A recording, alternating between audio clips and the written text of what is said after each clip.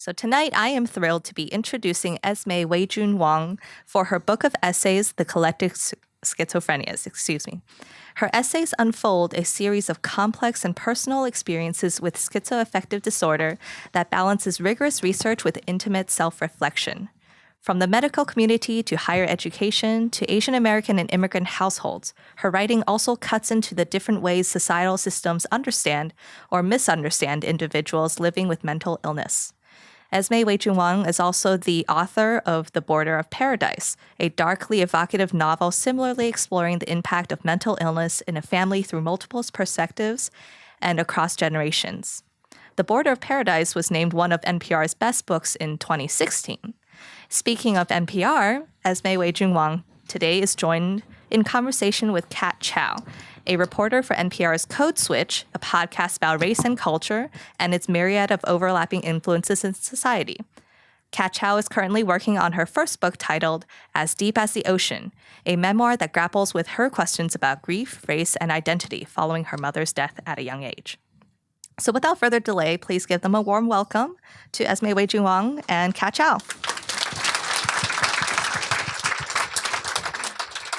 Thank you so much, everyone, for coming tonight. I'm so excited to be here with Esmé. I am a really big fan of her work, and I think that it is just so special to be in conversation with her today and to have her tell us all about it. And to start, I was wondering and hoping if Esmé would grace us with a little bit of a reading. Yeah, so... Oh, yeah, I think... Okay, hello. Well, thank you so much, everyone, for being here. This is actually the last event of a long stretch of touring for me.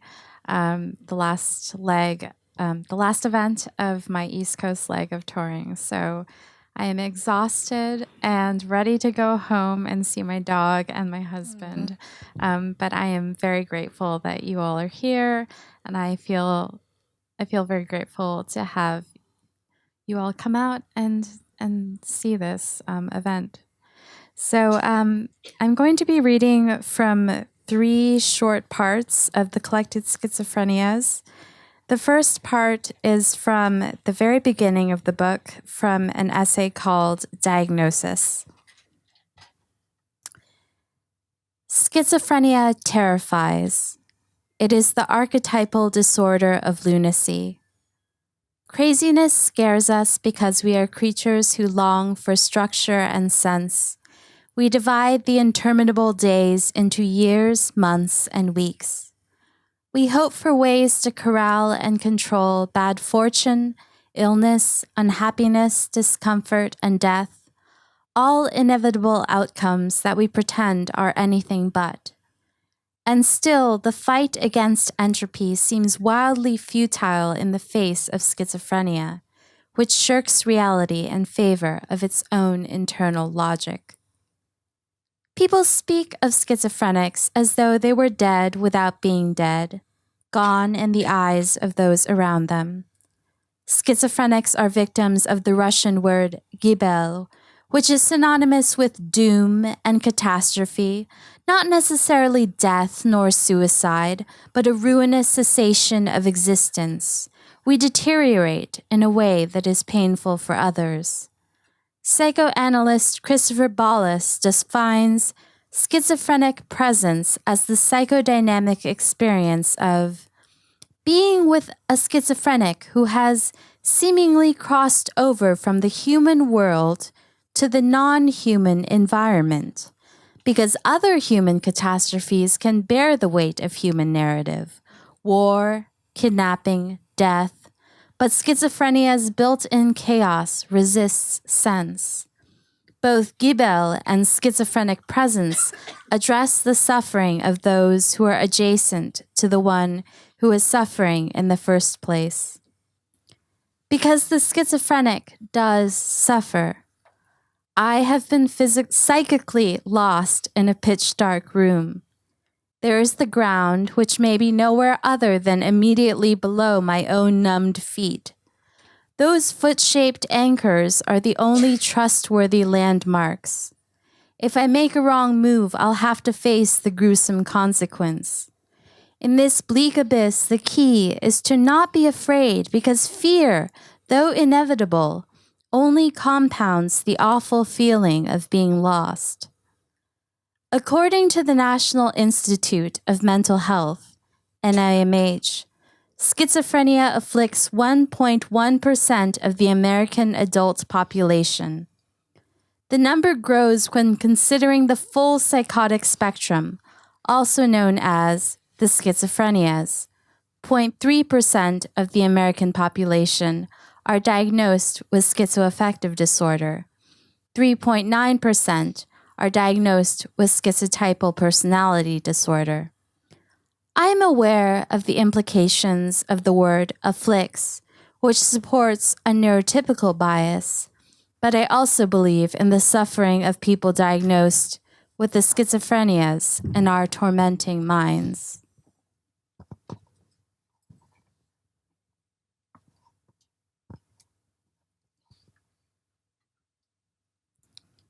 This next section is from an essay called Yale Will Not Save You, about an experience I had at Yale College, where I did not finish. I'm still trying to figure out what okay is, particularly whether there exists a normal version of myself beneath the disorder, in the way a person with cancer is a healthy person first and foremost. In the language of cancer, people describe a thing that invades them so that they can then battle the cancer. No one ever says that a person is cancer or that they have become cancer, but they do say that a person is manic depressive or schizophrenic once those illnesses have taken hold. In my peer education courses, I was taught to say that I am a person with schizoaffective disorder. Person-first language suggests that there is a person in there somewhere without the delusions and the rambling and the catatonia. But what if there isn't? What happens if I see my disordered mind as a fundamental part of who I am? It has, in fact, shaped the way I experience life. Should the question be a matter of percentages of my lifetime, I've spent enough of this lifetime with schizoaffective disorder to see it as a dominant force. And if it's true that I think, therefore I am, perhaps the fact that my thoughts have been so heavily modeled with confusion means that those confused thoughts make up the gestalt of myself. This is why I use the word schizophrenic, although many mental health advocates don't. My friends with anxiety disorders, for example, tend to speak of anxiety as a component of their personalities. Laura Turner writes in her essay, "How do you inherit anxiety?" It is from Verna Lee Boatwright Berg that I inherited my long face, my quick hands, my fear that someday soon I will do something wrong and the world will come to a sharp end. In their minds, there is no tabula rasa, overlaid by a transparency of hypochondria, generalized anxiety disorder, or obsessive-compulsive disorder. Such thoughts are hardwired into their minds, with no self that can be untangled from the pathology they experience.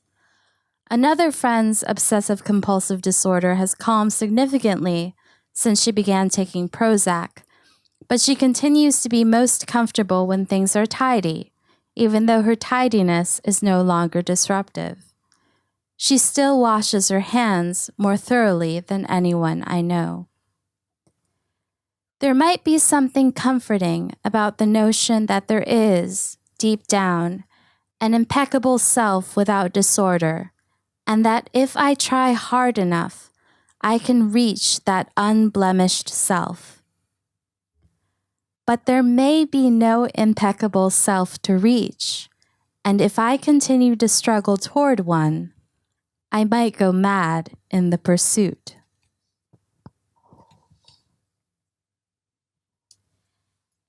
And so this last excerpt is from an essay called On the Ward, which is about hospitalization and in particular involuntary hospitalization. And I'm talking about one particular stay I had in a rural Louisiana psychiatric ward and what led up to it.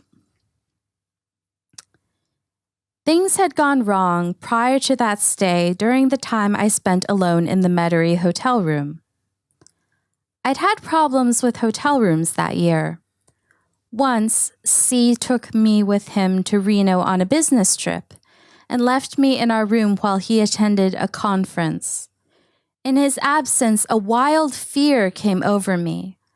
I covered the mirrors with towels. When that wasn't enough to soothe me, I hid in the tiny closet. C came back.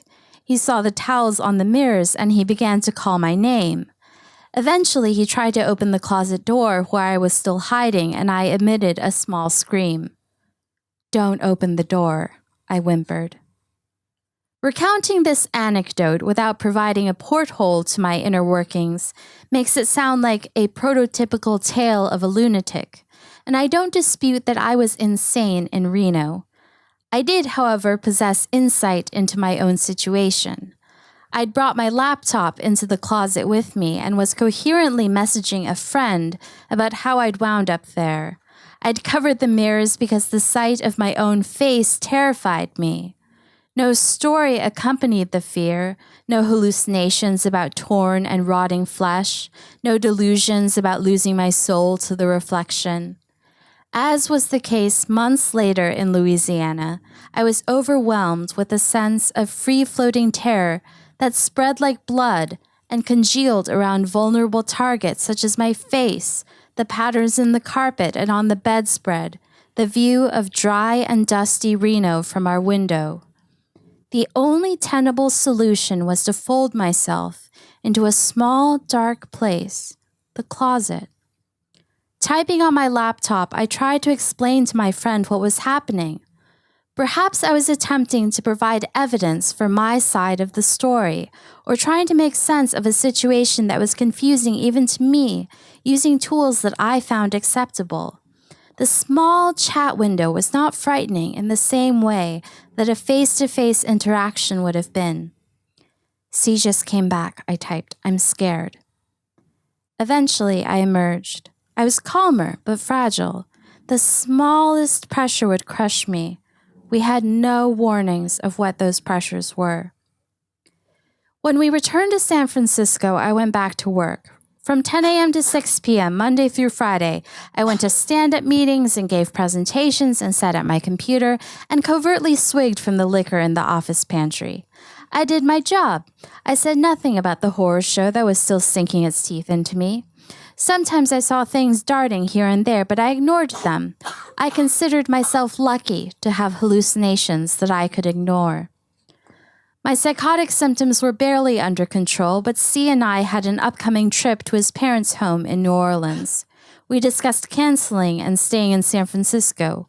We wondered if being around family during the holidays would, instead of providing more stress, actually be the best thing for both of us. After all, C had been my primary caretaker during this long crisis, and I suspected that spreading the responsibility among a stable group, particularly one that was loving, would ease the strain. So we flew south, watching the olive-hued swampland grow in the airplane's window, and stayed in a motel near his parents' suburban home. We fell with relief into the arms of our welcoming family. On one of those nights when the air was damp and cold, C left to watch a football game at the Superdome with his father, and I was once again alone in an unfamiliar room. I'd encouraged him to go. I was glad that he had the opportunity to do something fun without me. But his absence undid something that needed to be fastened shut, and the terror was glad to sweep in. I started gathering towels. The coherence of reality threatened to desert me. Soon my mind was a black hole, and that dead star insisted on snatching every wisp and scrap of sense. It tore at the edges of the world. After struggling with the decision to reach out, I called my mother-in-law. I told her as calmly as I could that I thought I might need to be in a hospital. "All right," she said. "A former hospital nurse, Miss Gayle has a soothing demeanor in times of crisis. Let's go ahead and get you sorted." Thank you.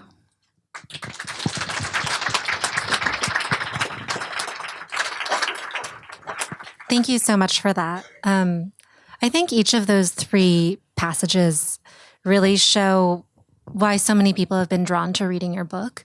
Because what Esmé's book does so well, if you guys haven't read it already, how many of you guys have read it?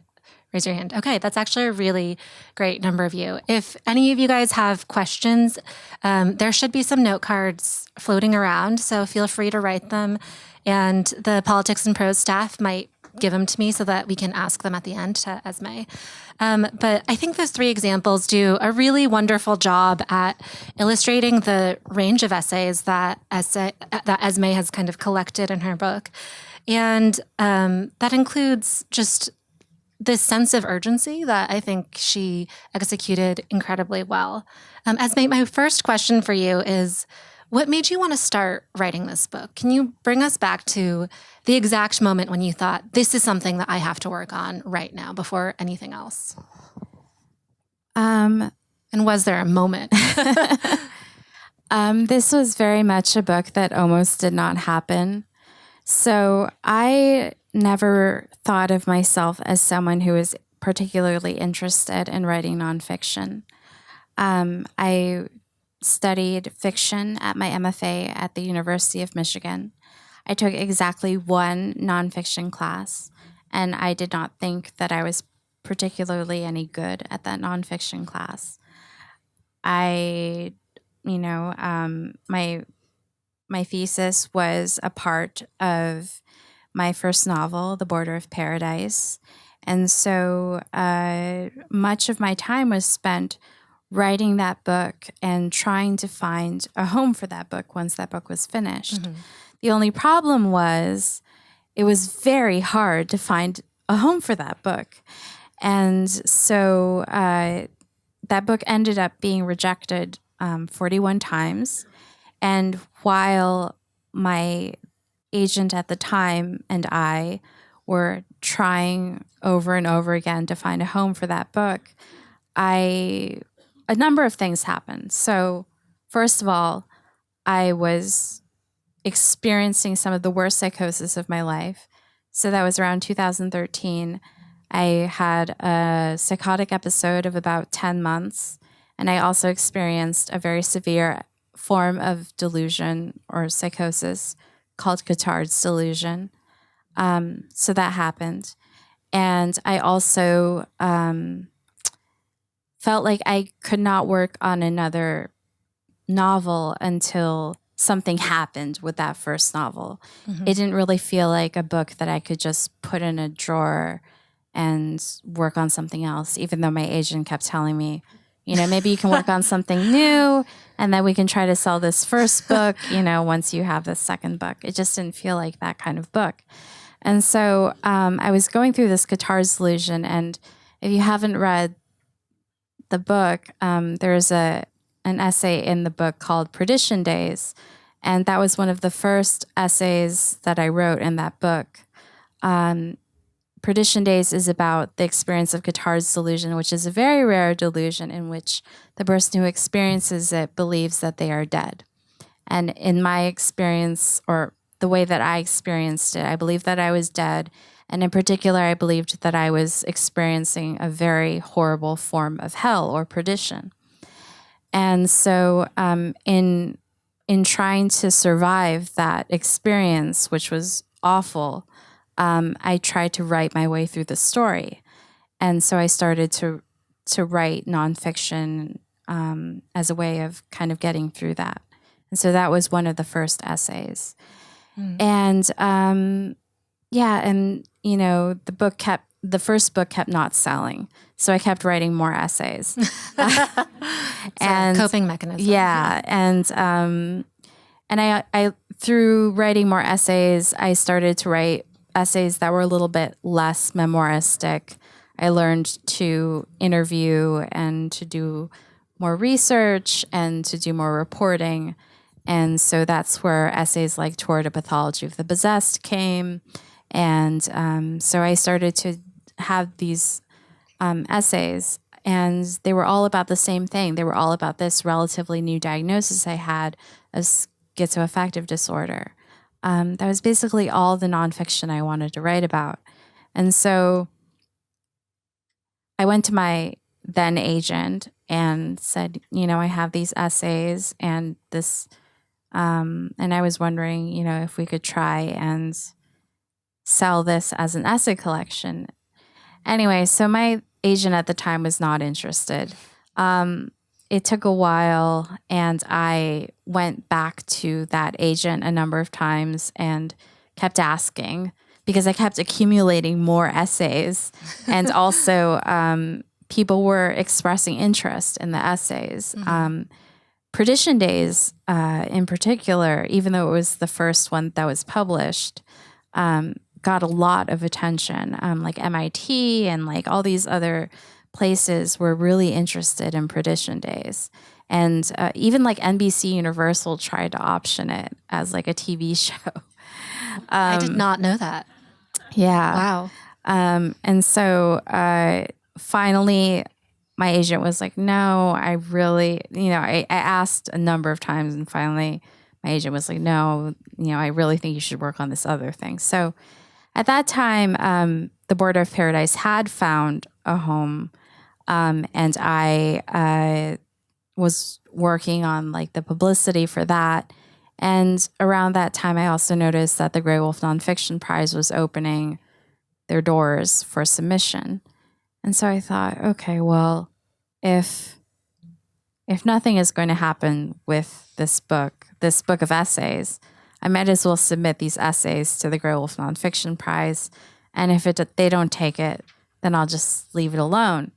And so they took it, and fortunately they did, because if they hadn't, it would have just died on the vine. So that's how that happened. That shows the importance of sticking with an idea that you think is really crucial.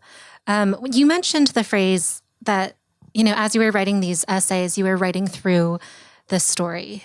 So were you writing these for yourself, or did you always have the thought that maybe this was something other people would benefit from or read one day or consume, other people who are not just, you? Definitely with Perdition Days, I mostly was doing it as a survival mechanism for the most part. Right.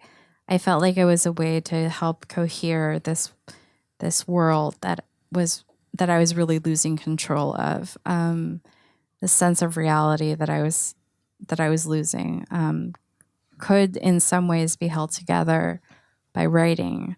For the other essays, especially once I realized that people were having a really strong reaction, I started to notice that perhaps there could be some good to come of them, especially since, with Perdition Days in particular, there's this one comment that I will always remember. So Perdition Days ended up getting rejected a lot of times before it found a home as well. And it finally found a home with the Toast. Rest in peace, Toast. So good. But I remember reading the comments on that particular. That is brave. Yes. Well, no, not for the Toast. Oh, that's true. The Toast was the only site in the world. The Toast was the only site in the world where you could read the comments because they were very well moderated. It's true. And so I read this comment by this woman who said that her, I think, father had schizophrenia and that he had died, and she had never been able to feel close to him because of his illness. and that after reading Perdition Days, she had finally been able to feel even a little bit closer to him for the first time. And so that really made an impact on me. Yeah. So certainly.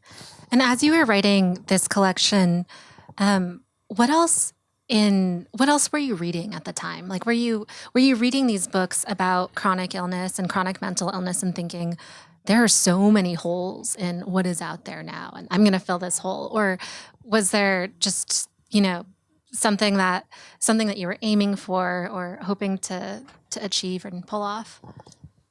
I think that by the time I was working on this book in earnest and I knew that I was actually writing a book, I had already spent decades reading books about mental illness, because I was first diagnosed with chronic depression, or clinical depression rather, when I was 15 or 16. So I'd spent a lot of time in the psychology department of bookstores. And so I knew a lot of what was out there, and I knew a lot of what was missing. And so the books that I kept by my side while I was working on this book weren't so much like, Ellen Saks's The Center Cannot Hold, or like Kay Redfield Jamison's An Unquiet Mind, because those were all books that I'd already read like years before. And those were not the books I was referencing. I was referencing like Yen Lee's book, Dear Friends. Yes. From My Life, I Write to You in My Life. I was reading, or like Danny Shapiro's like Hourglass. Like, I was reading things that were not necessarily about mental illness or chronic illness. One book that I did read that I did find really useful was Andrew Solomon's The Noonday Demon, which is about depression. And I do take umbrage with Andrew Solomon quite a lot in my book, but mostly for his book Far From the Tree, which has a whole chapter on schizophrenia. And I do not like the way he talks about schizophrenia. But I do think that The Noonday Demon is quite an excellent book. And so that was a book that I referred to a lot. But yeah, in terms of other books that had to do with schizophrenia or chronic illness, I mean, there was the Ron Powers book. I refer to that also within the book. The story of that was I was working on the book. I think at that time it already won the Grey Wolf Nonfiction Prize. And I heard that Ron Powers, like Pulitzer Prize winning Ron Powers, was coming out with this like giant tome of a book about schizophrenia. He was going to just scoop your story. Yeah. And I was like, oh my God, like Ron Powers is coming out with this huge book about schizophrenia. What am I going to do? Like, this is awful. Like, he's I'm what am I going to do? So then I think I even pre-ordered his book, and then I got it in the mail, and then I started reading it. And then I think like 20 pages in, I was like, I have nothing to worry about. That must have been the best feeling. Yeah, it was a great feeling, because I was like, this is exactly like all the other books that I've already read. Like, this is, Ron Powers, bless his heart, like he can write his book about his son who has schizophrenia, but there are a lot of books out there about people whose loved ones have schizophrenia.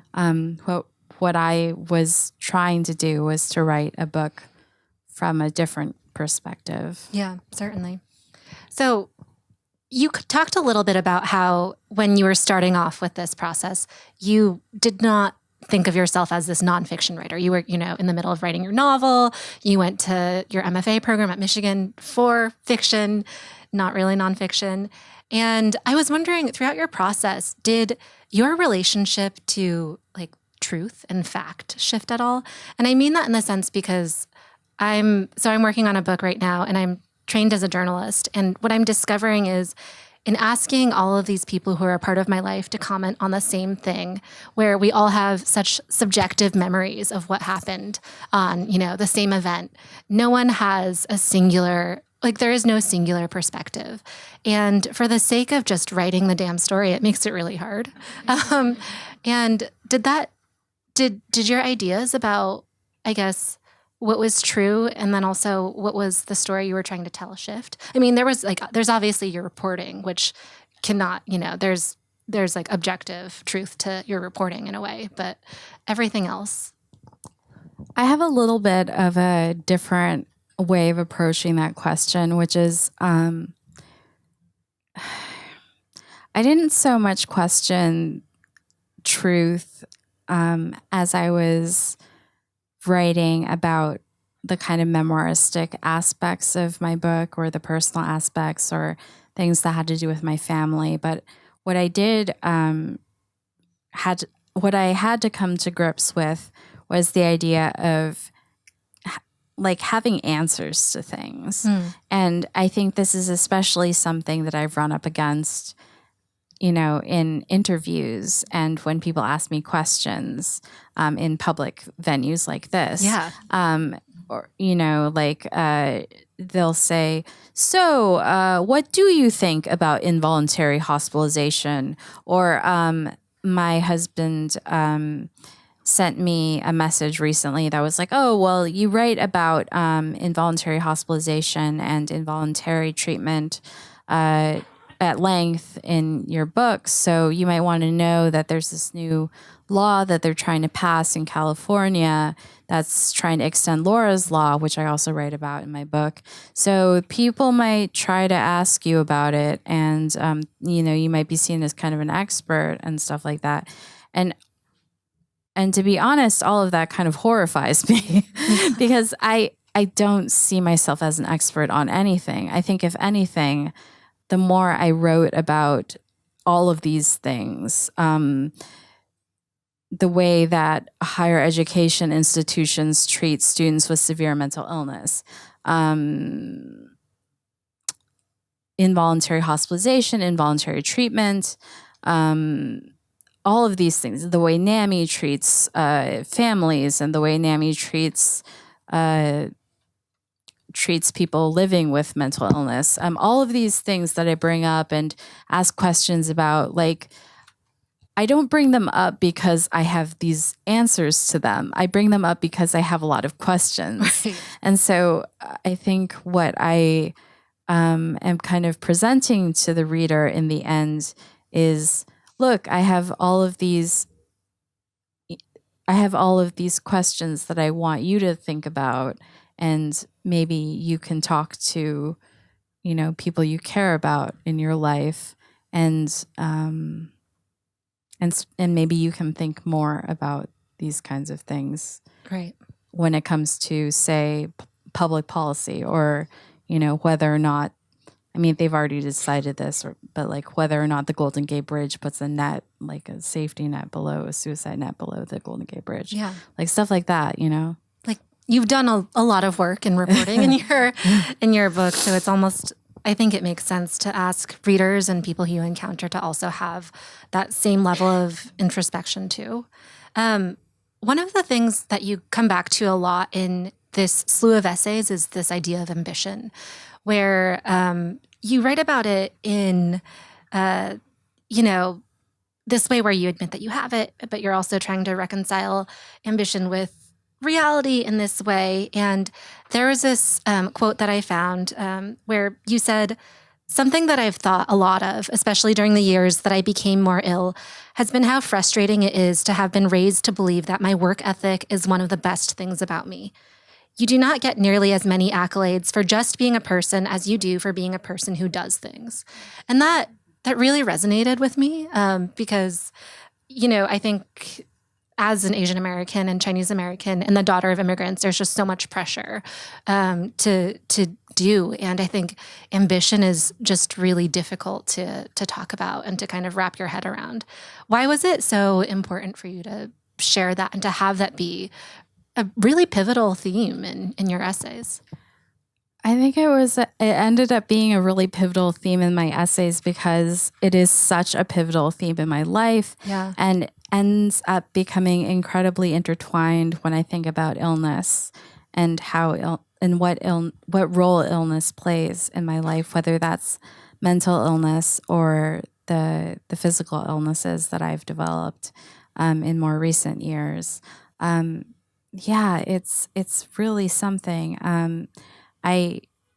I keep having to contend with these issues of wanting to be, as you quoted, wanting to be seen as having a high work ethic, wanting to be seen as ambitious, wanting to think of myself as ambitious, still continuing to try really hard to make workarounds for myself so that I can do the things that I want to do, and achieve the things that I want to achieve. And then at the same time, doubling back and saying like, well, why do I think it's so important to achieve these things?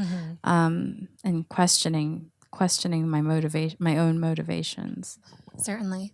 One of the things that I think is really special about, so if you don't follow Esmé on Twitter, she has a very prolific feed. And I think one of the, in a good way. Esmé wastes a lot of time on Twitter. Oh man, no, me too though, really. An intern at NPR actually recently asked me if writing a book was going to a cabin in the middle of the woods and then spending 4 hours a day on Twitter. And I was like, well, I don't know. Yes. No, it's not though. But so if you follow her on Twitter, you'll see that there are a couple of things of note. One is that she has surrounded herself in real life also by this community of writers who I think is really special. Can you talk about this community that you found through your MFA program, also through, I think, where you live, who you've sort of grown with over the years and you guys have helped develop each other's work and the nourishment that you get? Yeah. So you're talking about like the writing group I've had for years. So I, as I kind of hinted at when I was reading from Yale Will Not Save You, I started at Yale as an undergraduate, but I was not permitted to stay there. And then I ended up transferring to Stanford. And it was actually at Stanford that I met this group of writers, these students who are writers, and we became friends, this kind of group of friends who are writers. And it's really quite amazing because almost all of those writers are still writers and actually quite prolific and high-achieving writers. So like Jenny Zhang, Tony Tultamudi, Karan Mahajan, like Anna North. These are all writers who have like been National Book Award finalists and like Speaking of ambition, just like six-figure deal book people, like just. And then we kind of split because some of us stayed in, or some of us moved to, or stayed in on the West Coast, and then some of us moved to the East Coast. And so there's part of the group that's still in New York. And I actually just saw a bunch of them, which was really lovely. And so that's like Alice Sola Kim and like Karan and Tony and all those people. And then there's also the West Coast contingent, which is like Lydia Kiesling and Rachel Kong and like R.O. Kwan and me. And anyway, so it's a bunch of really lovely and talented writers who also really like karaoke. And so I feel really fortunate to have kind of gotten in on the ground floor, as it were, with these writers.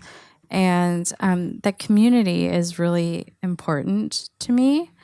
And I think in particular for the West Coast contingent of this writing group, it is important because it is harder to be a writer not living in New York. I feel like there are certain advantages to living in New York as a writer. And so, yeah, we're just kind of out there. Yeah. Yeah. And I ask that too, because I think you share a lot of vulnerability in your process. Can you talk about ways that you sort of are gentle with yourself as you're writing? Because it is no small feat to write a book of nonfiction, especially one that investigates something about yourself that is really hard to grapple with. So what did you turn to, and what do you turn to kind of add some gentleness?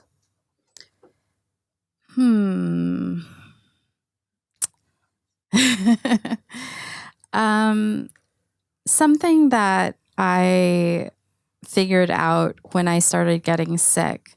So I've been diagnosed with a bunch of things, including late stage Lyme and like various forms of dysautonomia, and like it's all a big mystery. But whatever it is, I've become more physically disabled in the last few years. But one of the interesting things about becoming physically sick is that I have been forced to take care of myself in ways that I had not before. And part of what my life was like when I was really driving myself and really working myself to the bone and really identifying with my work ethic and really identifying with my ambition. I mean, in graduate school, I used to drink like so much espresso that I would be vomiting like up to 3 to 4 times a day, just like as I was walking around campus from caffeine poisoning. So it was just not a good way to treat my body. And I think that when your body is, there's a difference between thinking to yourself, this is not a good way to treat my body, and a difference between your body being like, okay, you really cannot do this because I'm going to send you to the ER now. So I had to slowly learn over a number of years to rest when I needed to rest, even if I really didn't want to. My last question before we get to these note cards, and if you have more, just hand them up, is about, because I know, you're probably working on something else, maybe. Are you willing to share what the next project is? Yeah, so before I had to start with all of this publicity for the new book, I was working on a new novel, and I'm very excited about it. And I'm really looking forward to having some time, to work on the new novel. Well, I'm excited to see what that brings. So now we're going to get to some questions on these note cards. And one of the first ones is, what other essayists do you enjoy? Ooh, that's a good question.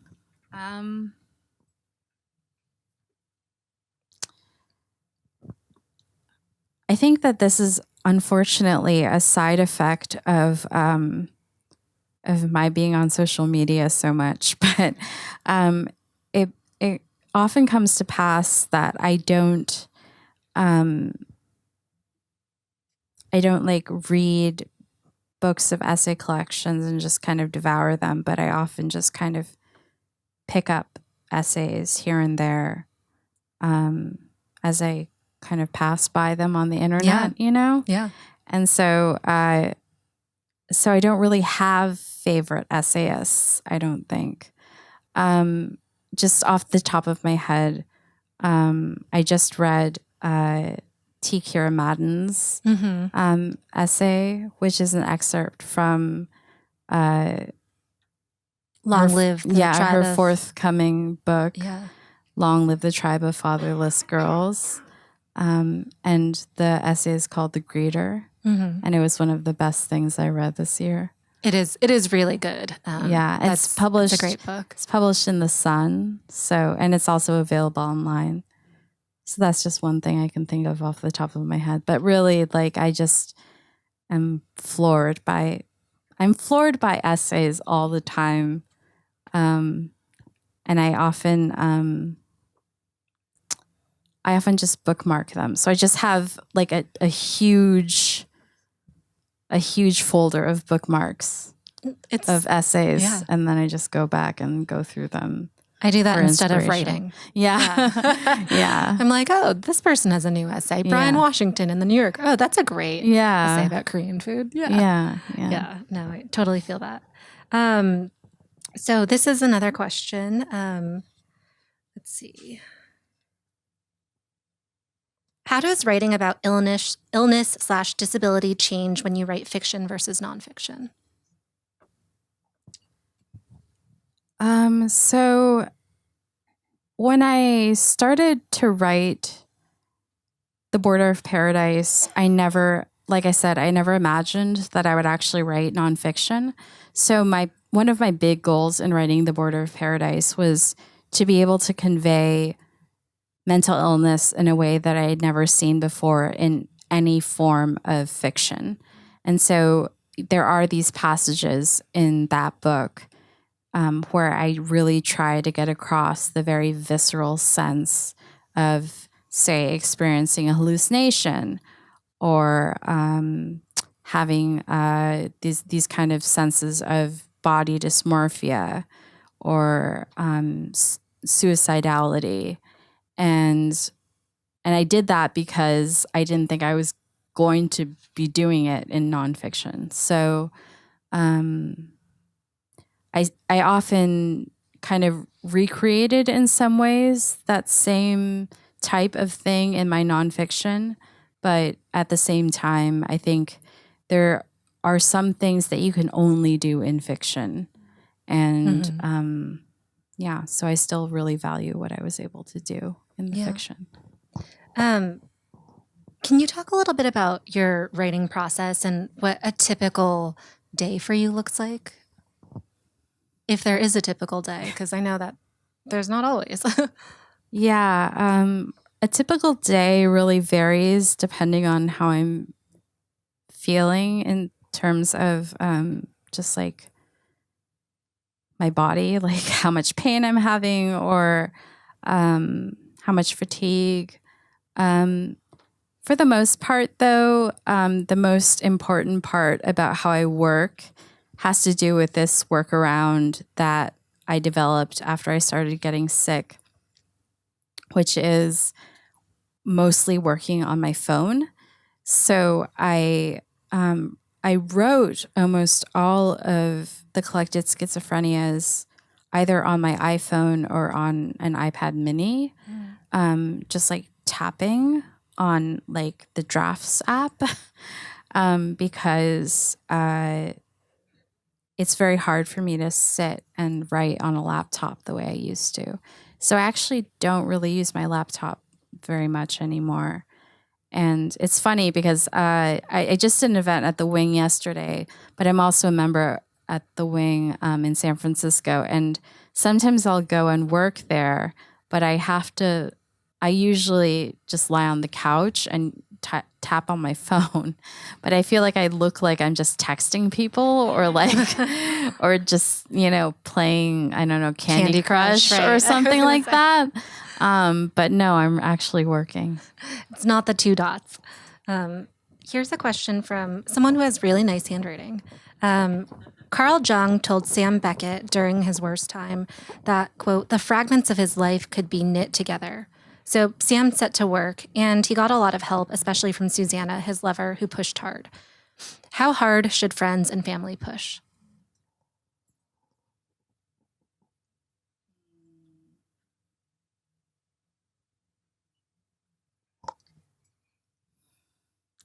This is a very tricky question. I feel like this really varies depending on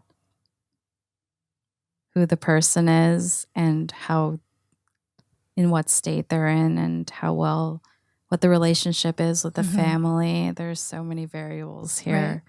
Yeah, I feel like there are many times in which pushing too hard or pushing in any kind of way is very dangerous. And in other times it could be helpful. I think this is not a question I can answer. It seems very individual. Yeah. So another question is, what have you been reading lately? And do you have any comfort books, and as in books that you return to again and again? I have been in a major reading rut lately.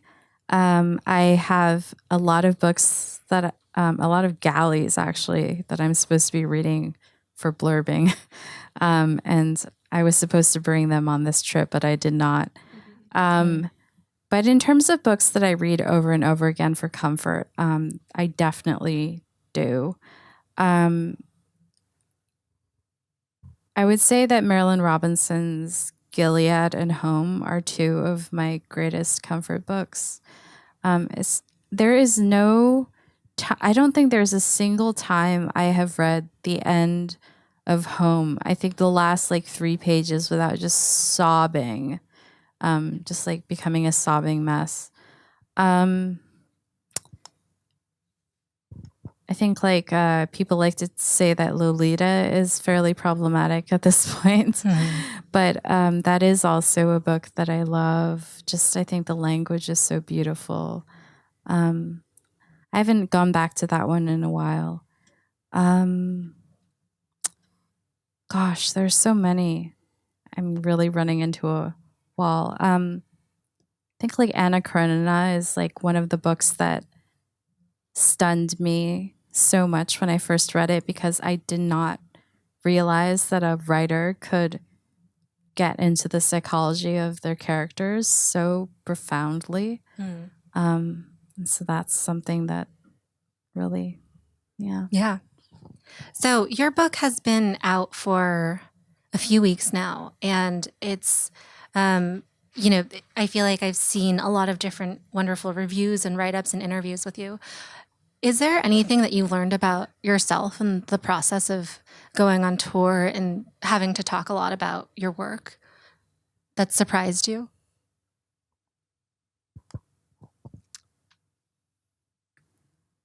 I don't know if there's been anything in particular that surprised me about me. I do think that there's been something interesting about reading the reviews in terms of what they tell me about the reviewers themselves. I feel like, and this is something that I'm stealing from my husband, so I didn't make this up myself, but the reviews seem to be divided into categories of people who are living with illness themselves, people who have loved ones who are dealing with illness, and people who have no relation to illness whatsoever. And I think that really does seem to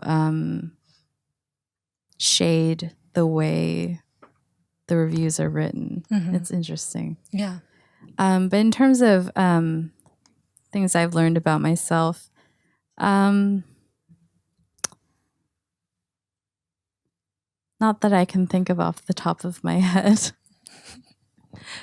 I think that's okay, and that makes sense because it's been a whirlwind. Esmé has been going around from city to city, and she'll be doing another part of her tour later this year, right? In May, in a few months? I'm going to a conference at the end of March, and then, maybe a little bit in April, and then, Midwest in May. And last question is, whose work right now really inspires you? Wow. There's so many new writers who are inspiring me. But the first person who comes to mind is Akwaeke Emezi. I blurbed their book when their editor sent it to me, and I didn't really know that much about them. And since then, they've been receiving a lot of attention. And I also did an event with them at the Museum of the African Diaspora in San Francisco. But yeah, their work is really unlike anything I've ever read. And I think they have like 3 books lined up for publication, Wow. including one this year, a young adult book. But yeah, that's what comes to mind. Yeah, they've been busy. Wow. Well, thank you so much, Esmé. I really appreciate this Thank conversation. you so much, everybody.